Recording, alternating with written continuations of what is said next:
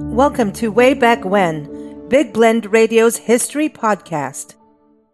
Today is our Way Back When history show, and we're going to dive into the history of Manhattan. And I think a lot of us sometimes will go, Manhattan, New York City isn't, we're going to get into all of that, but Manhattan, as I understand it, is one of the smallest boroughs of New York City. We have Russell Shorto joining us. He is an amazing author, and I encourage you to go to his website, russellshorto.com. He has written over 8 books, including Small Time, Revolution Song, Amsterdam, and The Island at the Center of the World. His new book just came out. It's called Taking Manhattan. And this is really fascinating because it digs into the history of how Manhattan actually came to be, not just the takeover. So, welcome, Russell. How are you? Very well. Thank you, Lisa. Thanks for having me. Now, I've never been to Manhattan, not yet anyway. So, am I right about it's one of the smallest boroughs, right, of New York City, kind of like the financial district, right? Well, Manhattan is the whole island of Manhattan. Smallest, the Bronx, Brooklyn, Queens. I don't know. I don't know that maybe it's the smallest, but they're Hmm. not that different size. But it's the central one. It's the original New York City, and then uh, New York has expanded to include what is now the five boroughs. Okay. And what was so interesting about the beginning of your book, you really talked about how water is such an important thing. I remember we had a book from Missioner, James Missioner wrote a book about writing historical novels. And he always like, no matter what, you have to start with the water, which is what you did. And I think that I was like, no way, I didn't realize like how water plays such a huge history in New York City and the Yeah, well, state. back, and for most of human history, really, water was the highway. That's how you got around, and water is the source of life, and so, fishing and starting with the native people in the region, the Lenape, who are also called the Munsee, Hmm. um, they and many other native peoples in the region used the island seasonally for hunting. And that whole, I mean, New York City today, that whole region is a vast waterscape of, inlets and canals and uh, crags and bluffs and peaks and rivers, and it's just bewildering. And over time, it has been, development has smoothed out the shorelines and things. But especially if you look at maps from the time that I'm writing about, 350, 400 years ago, it's just a bewildering waterscape. Well, you bring in the history of the Native Americans, our indigenous people of the country. And also, here comes our Black friends coming over, not saying, hey, yippee, take me. So you've got some diversity in here, which, of course, you think about New York City is one of the most diverse cities in the world. But we do need to go back into that history, which is often very difficult to, even grasp. And quite frankly, we lived in the Southwest for so long, you rarely hear as much Native American history about New York State when you're so surrounded by the Southwest. I don't know if that's just us, but I feel like sometimes the history of the indigenous people of New York City in that region has been kind of overshadowed in the past. Yeah, and working on the book, I have gotten to know a number of Lenape people. They're still here, and that's what Hmm.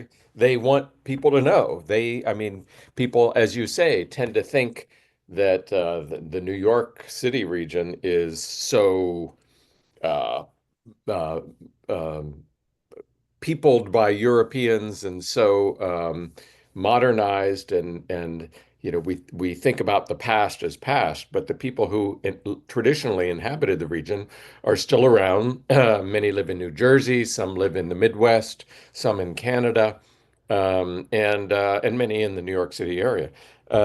And so that's very much a part of the story. That's the first layer is the native people, and then onto that, of course, come the Europeans starting in the early 1600s.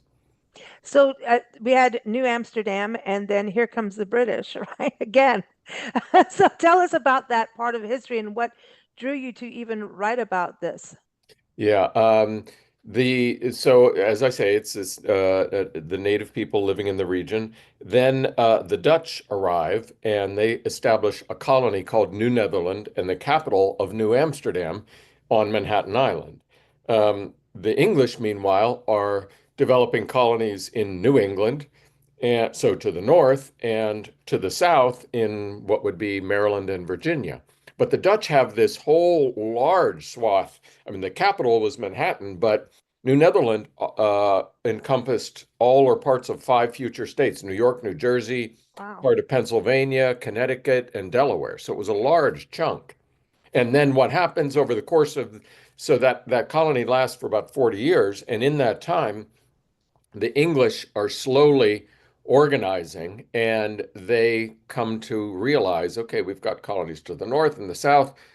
We want that piece in the middle. And the Dutch and the English have been uh, bitter rivals throughout this period. They're both ranging around the world, grabbing up colonies. And you mentioned slavery. They're both beginning slave trade.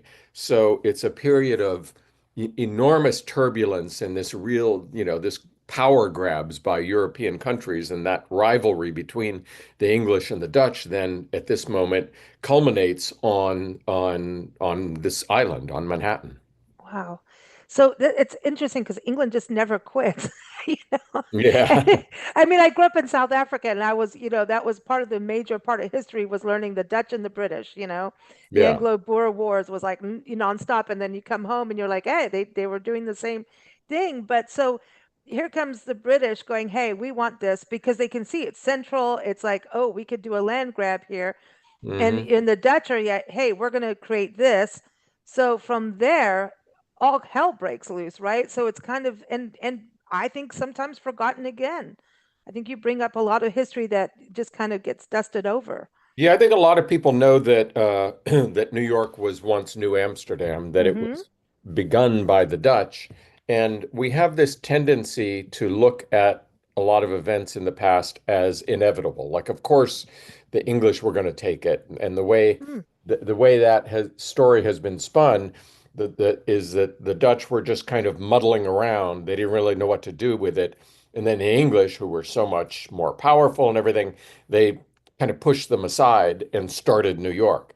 Um, in reality, the Dutch were the stronger nation. The Dutch had developed; they were probably the most powerful nation in the world for this period of time, which is amazing because they're this tiny country in Europe, but they had begun this global colonizing earlier than the English did, and they were really good at it. At the same time, they invented the building blocks of capitalism. The idea of corporation and stock and shares of stock, and they had this outward sensibility. They became they had an official policy of tolerance at a time when intolerance was official policy mhm. in most of Europe, because it was seen to be a dangerous world. And if you were going to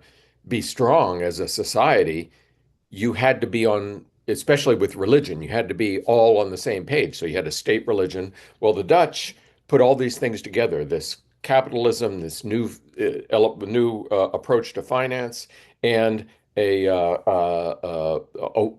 welcoming sensibility so that they would allow other people of other nationalities and religions to mix, and that proved to be a very successful thing. And then when they had this colony, all of that came along. So, and if you think Wow. about it, a mixed society, so different peoples, Hmm. and capitalism. I mean, that's a recipe for New York, but not only New York, it's a recipe for America. And the larger story is, as this develops and then it becomes English, ultimately, all of that is going to influence America. Wow. And so this was really one of our first modern cities in the world, right? But When you yeah, I look mean, at in it. a way, the story that I tell in the book, the story of the rise of New York, the creation of New York, is the story of the creation of the world's first modern city. Wow. Because I think about how it influenced even the West. The West, by the time the West gets settled, that took a lot of time. But, it's still, when you think about how it happened, it wasn't that fast, but they had something to go off of, which was New York, I think. Well, yeah. So the it's you have this Dutch base Yeah, in the yeah, colony, and then this, what the story is that I tell in the book is how the English and the Dutch created, as I call it, a merger, so that it would become English, but excuse me, it would keep its Dutch features, and yeah. so that created New York. Then centuries later, in the 19th century, that's when all these waves of immigrants come from Europe, and mostly they arrive first in Manhattan. And they look around and they see by this time it's this teeming city, and it's got all different people speaking different Mm. languages, and they're all struggling to get ahead, with what we would call upward mobility. Um, and they say, "Oh, this is America." But it wasn't America yet. It was just New York. The rest of Yeah, America yeah, wasn't like that. But slowly they or their children moved westward. They took that in and they moved to Ohio, yeah. eventually all the way to California, and they bring those ideas with them. So they made it America. So that's how, It's so as a exciting. writer, I like to follow ideas and how they spread. And that's, to me, how this idea creates this place called New York, and then how New York slowly influences the rest of the country. But it seems so like the Dutch brought in the culture and the arts, and I'm going to just go back to a kid learning about the Dutch. I mean, we had the Dutch East India Company and all of that, and I remember just being amazed at the art that the Dutch did and how that actually worked with the African people, and some of their art was actually very similar. And I know people think that's nuts, but um it's not it's not that far removed, because each design told a story. It's more like designer, like when you see those blue and white plates and things like that, and it ended up in a lot of fabric that the Africans were making. And so it was really interesting to me how those collaborations happened. And so when I was getting into your book, it seems to me that there was more collaboration than, I know there's fighting and everything, but there was collaboration. And I think because the different cultures get together on a map, that there was more art even back then than we may Well, have realized. you mentioned the Dutch East India Company, which colonized much of the world, Asia, and they imported a lot of things. They imported ideas and from China, and that becomes the Dutch Delft pottery, and Yeah, that's where I'm going. Yeah, all that. yeah, Yeah. yeah. So all of these things spread around. I mean, so it's a combination of there's fighting, and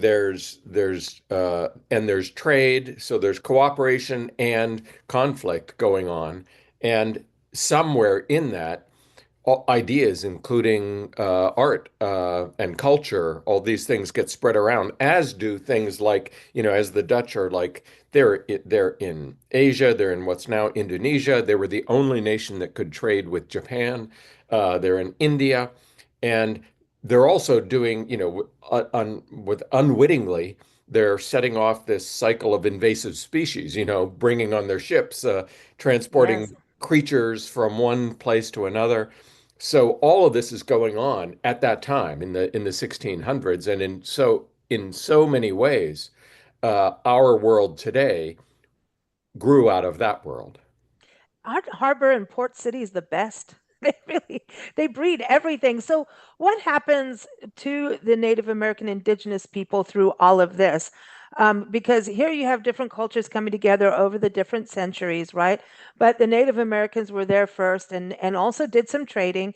But what happens to them? Are they pushed aside as things move on? Because I know they traded, and some say they gave it away, but what happens to their legacy as this, develops, as this city becomes this?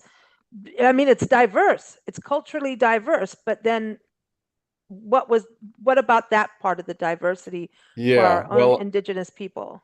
so the Dutch pioneered the notion of tolerance, and that was a real thing. On the other hand, it was limited, and so you have to be clear about what it was and what it wasn't. Tolerance did not apply to Africans who were enslaved, obviously. It did not apply to Native people who they viewed somehow differently. On the other hand, they came originally, I mean, they did not come with the idea of exterminating native people or kicking them out. They came to trade with them. Their purpose initially was to trade with native people for furs. The native people would trap animals, and the native people wanted European manufactured goods, knives and kettles and things like that. So it was a reciprocal arrangement that both sides desired. And yet, over time, uh, conflicts arose, and then wars would break out. And while all that is going on, the Europeans, without realizing it, bring diseases that they were immune to and the native people were Mhm. not. And that's maybe the biggest factor of all, because, it decimated the population by maybe something like 90% of the people. Wow. Um, so that really changes the balance of power. And by that time, so they originally come to trade with them, and that's working fairly well, except when it doesn't. But then over time, more and more Europeans are coming, and they then start to just push out the native people because the native people they've now trapped out the animals, and so when they came, they negotiated deeds for land. And the deed initially, the Dutch understood very well, was not, they knew that the native people didn't have ideas of like real estate. So Mm. they knew that for the native people, these deeds, for example, most infamously for Manhattan Island, were we're like entering an alliance. We're all going to live here together. We'll trade with one another, and if one of us is attacked, the other will help out. But so that the Dutch knew that was the deal in the eyes of the indigenous people. But as they got more powerful, they started to push them out. And that's really the story of America. I mean, Wow. that's what Yeah. happens, not just with the Dutch in New York, but as you move further west and south, that's what happens over and over. So, gosh, for you as a historian and a writer, how do you even walk around New York City itself and not just want to stop at every little thing and know that somebody was here of this descent from this place? And I mean, you've got to just be like, it's like walls of stories everywhere you go. Walls of stories. That's a good phrase. I'm going to keep that in mind. Yeah, and it's really, I mean, it's a real challenge. It's a real kind of exercise of the imagination in New York because New York just keeps building on top of the past, you know. It's hard to see it. And people often ask me, where can I see evidence of New Amsterdam? And so there are no buildings on Manhattan that are from the Dutch period. Oh, But New Amsterdam was the southern tip of Manhattan Island. That was this Dutch city. And that today is the financial district. That's so the northern boundary uh, of their city, they built a wall. And the street that ran along it was Wall Street. And it's not a coincidence that Wall Street is synonymous with American finance because they, 400 years ago, brought these principles of capitalism. Uh, so the street pattern, these 16 streets of the financial district, is the street pattern of New Amsterdam. I have given okay. tours of New Amsterdam by walking around the financial district using a 17th century map of the city, and we're able Wow. to follow it because, and what I say to people is just don't look up because then you'll see the Yeah. skyscrapers and it kind of breaks But the illusion. But if don't you, you love those maps though? The old yeah, maps and to see how things I would like surround myself with maps because you yeah, see how maps things are amazing. change, Yeah. and now GPS it just kind of it seems rude. We need it, but Yeah. it seems rude. You know, going back to the Dutch, which I find interesting is obviously the connection also to the Mayflower now, the English that wanted to leave England, for religious freedom they ended up in Amsterdam to come here first.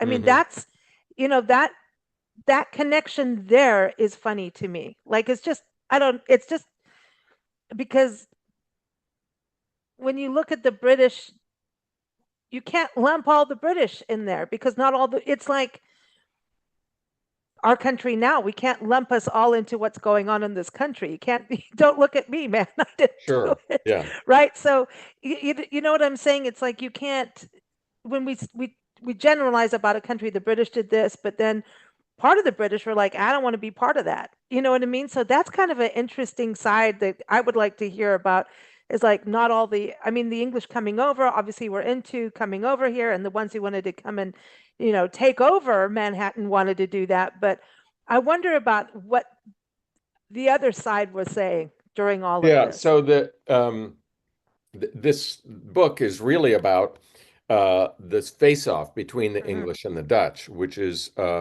so the Dutch. We've been talking about the Dutch and what they created Yeah. here, and it was this very vibrant. New Amsterdam was this very vibrant little port that where the people, everybody was a trader, and they had connections. They had a network. Everybody had a network of people they traded with in South America and Europe, and the English, meanwhile, in England during this time, you have the English Civil War, which it was a bitterly divided country. On the one side, you had the Puritans, who were basically religious extremists. And on the other side, essentially, you had everybody else who didn't want the Puritans to take over. And Yeah. they're kind of lumped under the heading of the Royalists because they followed the monarchy, the king. Um, but these were the people who were relatively moderate, who were relatively tolerant. They wanted religious toleration. They were more practical, pragmatic. This all comes to a head when in 1649 the Puritans take over. They kill the king, they behead the king. His two sons flee into exile in Europe, and the Puritan rule starts in England. And under the Puritans, then they outlaw gambling and dancing and Christmas. Anything They fun. outlaw, yeah, everything fun. Um, so then in 1660, the two sons come back, the princes come back and take over the government again. And once they do, so now the more pragmatic, practical, moderate rule begins. And and all this time, the English have been envious of the Dutch building this big empire. So now they look across the Atlantic and they see America. They want to begin their own empire, and they see New England states. Those are colonies founded by the English, and to the south Mhm. they see Maryland and Virginia. These colonies founded by the English, but in the middle is this large piece that the Dutch took. So they hatched this scheme to send a convoy of warships, and they're going to have two things they're going to do. They're going to take over this Dutch colony somehow, then they're going to go to New England because New England is English, but it was founded by the Puritans. These are the enemies. These are the people who just beheaded their father, and there's still all this animosity. Ooh. So they want the New England colonies, they want to force them to pay obeisance, to bow down to the king. So they send these ships under the command of a man named Richard Nichols. He sails in, and they're packed with soldiers and weapons and gunpowder, and they're ready to blow up the Yeah. Dutch. But instead, and this is really what the book's about, instead they anchor in the harbor and they start sending boats with messengers from the English ship to the Dutch fort on Manhattan, and then the Dutch send a messenger back, and they go back and forth.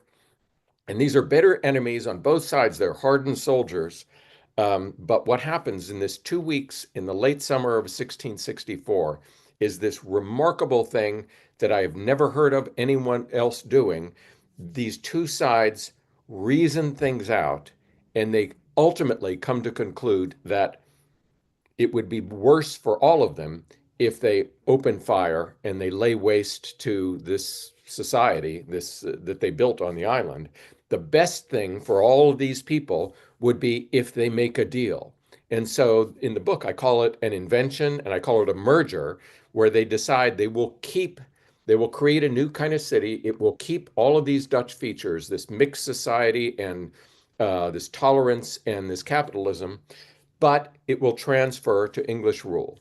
And so the Richard Nichols, who led this on the part of the Hmm. English, then becomes the first governor of New York. He names it New York after the Duke of York, his patron, one of the royal brothers. Um, he sets many of the features of New York as it would be. So, because of this deal, New York becomes this uniquely mixed and vibrant place that is very different from other places in America. And that begins then New York's influence on the rest of America. Wow, it's pretty wild, you know? It's I think I love to hear about the reasoning between each other and coming together that way, which I think people just kind of, yeah, it's like, oh, yeah, that didn't happen. But here it is, 2 weeks. And And that's patience. That means they had patience. yeah, and in this day and age where people just see the other side as the enemy and that's all there is to it, I mean, the idea that these countries had both just fought a war and they were about to fight another one, but these people on the ground, and of course, they're both thousands of miles from the home country. They can't phone home and say, what do I do here? They had to decide themselves what they were going to do, and they did something that the people at home, their bosses, had no idea and had not said, oh, do something like this. They worked it out for themselves and they created something new that has lasted and that has influenced the whole world. And it should be New York. That's awesome to have that as the new title. You know, we have New England, New this and that. Yeah, yeah, But I yeah. mean, then it starts this whole new way of these diverse cities like San Francisco and places like that kind of have this diversity. And San Francisco has more the Spanish side of things, and England and Spain, that's a whole other conversation. That gets a little brutal. But I mean, now with the United States of America is celebrating 250 years next year. I think this is timely for people to really understand the story of New York. Yep, this is the layer beneath because then what's coming in the next century is the so-called original English colonies, the 13 colonies, Yeah. and then moving toward independence from England. But this is all part of that story. Yeah, that gets left off a lot. So, wow, what's next for you? Because you find all kinds of stories everywhere you go. Yeah, I've got a couple of book projects in mind. I'm not quite ready to talk about them, but I'm sure. one's a European story and another one's a New York story, and they're both in this same era. Wow, wow. And I saw on your Facebook, so you work with people too, finding their stories, their family history, Oh, and well, my earlier yeah, book, my last book was about my grandfather who ran the mafia in my hometown in Pennsylvania. that's nice. That's Yeah, yeah. perfect. So that was really different for me because there I was interviewing people about the past. Normally I write about hundreds of years ago, so I can't do that. But here I was like interviewing relatives, and I realized this is so meaningful for me. Everyone ought to be doing this. So now I go around telling people, find the oldest person in your family, sit down with a tape recorder and start asking questions because in a few years it's going to be gone and you'll regret that you didn't do it. Yeah, I absolutely agree. We do a lot on family history and genealogy on the shows, and the stories you find that because there was definitely the greatest generation and also the most silent generation, Yeah, and you've got exactly. to get past that and dig in there because there was this don't tell anybody anything, but you'll find good, bad, and ugly in those closets, and it's all fascinating stuff, you know. And New York's history, I mean it it'll come to like, okay, this is where there were no Dutch and no British here at this point, and so you get to a like a stopping place, right? But then you can still hop over the pond or wherever, whichever pond you want, and keep digging over there, but New York's history is just so I wonder also about the slave history, Sure. about trying to track that history, their family history, when they're just put on a ship and they don't even know where they're going half the time, you know? Yep, that's all part of it. And the family story and the distant past, what we're talking about here, are all connected. They are all Mhm. part of who we are now. It's true. That's true. Absolutely. That's powerful. That's powerful. Well, I'm glad I talked to you before we get to Manhattan because I'm going to look at it in a whole different way, and kind of think about. I think it's also a poignant story now for collaboration. Sure. The I collaboration is kind of what it's all about between and here we are at a time when they're threatening to like try to sever ties between the US and Europe, but our ties go back all the way. Hundreds of years. Hmm. Hundreds of years. Well, thank you so much, Russell, for being on the show, for writing the book. And I love your writing because you give us, you you put us in a sense of place and understanding the people's stories. And I think sometimes in history, it's so like on this date, this happened. And, some of us don't have the brains for that, me being one of them, but I love history. But you give us the sense of place and people together in what's happening at that time. So we can actually feel something of what it was like back then and also compare it to what's happening now. And I think that's really important for history writers. So thank you so much for doing that. And everyone, russellshorto.com is the website to go to. Again, the book is Taking Manhattan. And yeah, you can have a Manhattan cocktail when you read it too. All right. Thanks so Thank, much. thanks very much, Lisa. Thanks for having me. Thank you for joining us here on Big Blend Radio's Way Back When History Podcast. Keep up with us at bigblendradio.com.